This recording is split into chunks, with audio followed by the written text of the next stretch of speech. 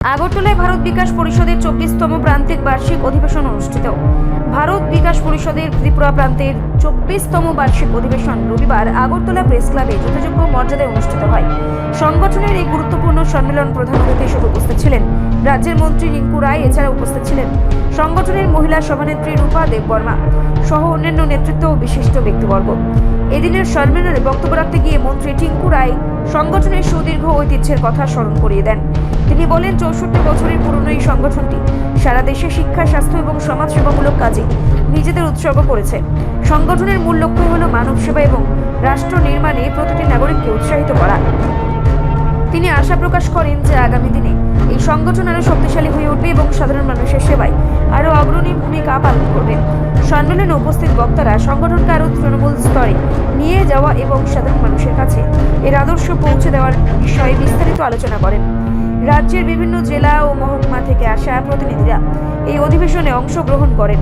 দিনভর চলা এই আলোচনা থেকে আগামী দিনে সংগঠনের কাজের পরিধি আরও বৃদ্ধি করার এবং সমাজসেবামূলক প্রকল্পগুলোকে আরও গতিশীল করার সিদ্ধান্ত গ্রহণ করেন।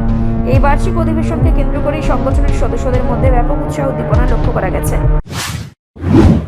পরিষদের ত্রিপুরা শাখার এটা একটা সম্মেলন চলছে, কনফারেন্স ওনাদের প্রতি বছর নিয়ে এবারও অনুষ্ঠিত হচ্ছে। উত্তর পূর্বাঞ্চলে যিনি দায়িত্বে আছেন উনিও রয়েছেন, যার বক্তব্য ইতিমধ্যে আমরা শুনলাম।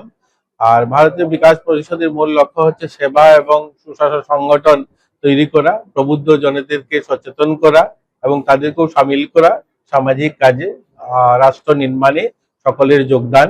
এটা নিয়েই মূলত আজকের আলোচনা। এবং এখানে আপনারা দেখছেন আমাদের ত্রিপুরার বিভিন্ন প্রান্ত থেকে, গোটা রাজ্যের বিভিন্ন এলাকার থেকে লোকরা এসছেন, যারা প্রবুদ্ধ জনেরা এসছেন, তাদেরকে নিয়েই আজকের দিনে আলোচনা হবে। আমি ওনাদের এখানে অতিথি হিসাবে আমন্ত্রিত হলাম।